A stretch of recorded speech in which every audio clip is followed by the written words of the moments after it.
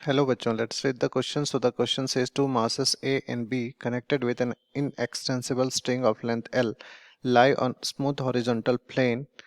A is given a velocity of v meter per second along the ground perpendicular to line AB as shown in the figure.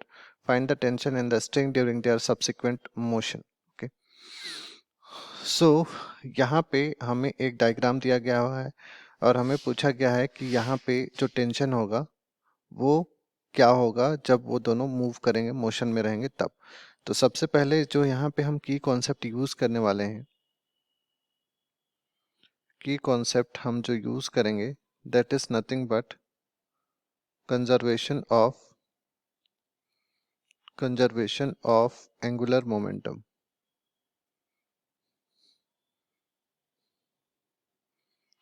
ये की concept हम लोग use करने वाले हैं।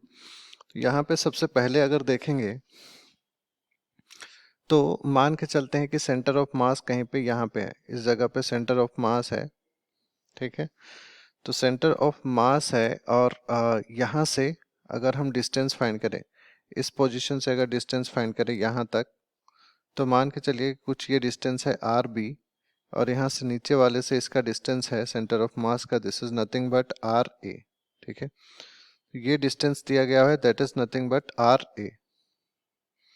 अब ये दोनों डिस्टेंस अगर मान के चलिए हम सेंटर ऑफ मास का पोजीशन फाइंड करें तो क्या होगा। ठीक है, तो इस कंडीशन में हम लोग क्या कर सकते हैं कि हमें पता है कि जैसे हम सेंटर ऑफ मास फाइंड करना जाएंगे तो सेंटर ऑफ मास जो होता है वो इनवर्स प्रोपोर्शन में होता है distance, distance of centre of mass inverse proportion होता है मास के। ठीक है, तो सबसे पहले अगर हम लोग यहाँ से देखें तो सबसे पहले अगर हम लोग आर बी फाइंड करें, आर बी फाइंड करें, so this will be nothing but length into this will B 2 times m divided by this will be 2m, 2m plus m। ठीक है, तो यहाँ से क्या हो जाएगा 2 times l into m divided by 3m। So m से m cancel हो जाएगा, ये कितना आ जाएगा 2l by 3। ठीक है, तो ये हमारे पास आर बी का वैल्यू आ जाएगा। ठीक, उसी तरह से अगर हम आर ए कैलकुलेट करें तो ये क्या हो जाएगा l into m divided by 2m plus m। तो यहाँ से हमारे पास क्या आ जाएगा l बाई 3।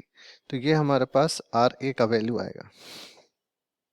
ठीक है, अब मान के चलिए कि अगर हम यहाँ से इनिशियल मोमेंटम कैलकुलेट करते हैं। ठीक है, initial momentum in the sense अगर यहाँ पे बी ऑब्जेक्ट जो मूव कर रही है, बी ऑब्जेक्ट अगर ऐसे मूव कर रही है, इसके अलोंग द लाइन में अगर हम लोग मोमेंटम फाइंड करें तो हमको पता है कि एंगुलर मोमेंटम इनिशियल कंडीशन में एंगुलर मोमेंटम क्या हो जाएगा आई initial that will be equal to linear momentum a into distance from the center of mass r a। ठीक है, तो यहाँ से अगर हम लोग फाइंड करें इसको तो ये कितना आ जाएगा, this will be nothing but 2m और यहाँ से आर ए का डिस्टेंस कितना है 2mv और ये डिस्टेंस कितना है l बाई 3। तो ये हमारे पास कितना आ गया 2mv l बाई 3।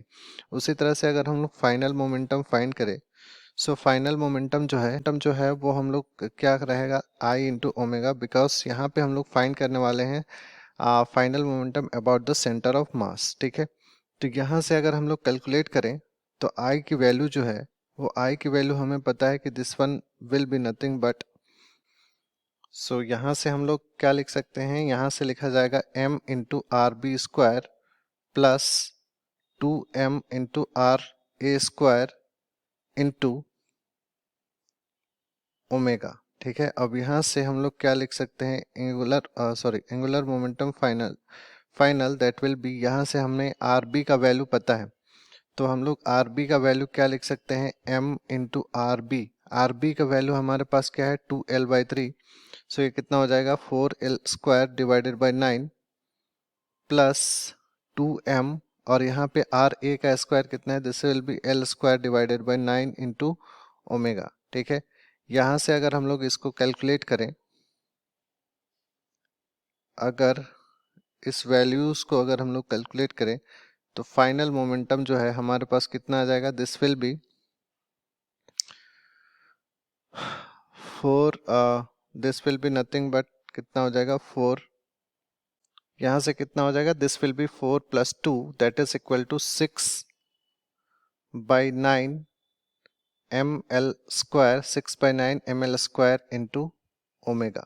ये हमारे पास फाइनल मोमेंटम का वैल्यू आ जाएगा। अब हमें पता है कि इनिशियल मोमेंटम जो है वो फाइनल मोमेंटम के इक्वल होगा, तो हम लोग लिख सकते हैं I that will be equal to I F.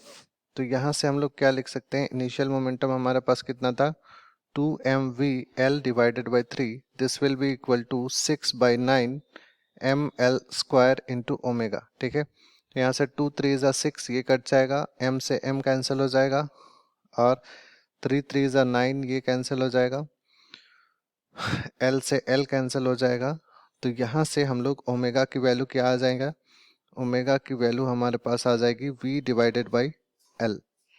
तो ओमेगा की वैल्यू हमारे पास कितनी आ जाएगी, v डिवाइडेड बाई L। ठीक है, अब यहाँ से अगर हम लोग अगर हम टेंशन फाइंड करेंगे तो टेंशन की वैल्यू क्या हो जाएगी, tension will be nothing but, अगर b के रेस्पेक्ट में हम लोग टेंशन फाइंड करें, this will B m omega square r into b। ठीक है, तो टेंशन की वैल्यू क्या हो जाएगी, t will be equal to m omega is v² by l², r b हमने लेंथ फाइंड किया, that is nothing but 2l/3।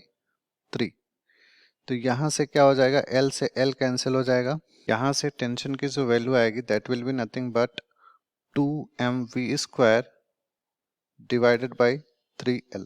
तो ये हमारे पास टेंशन की वैल्यू आ जाएगी। I hope you understood well.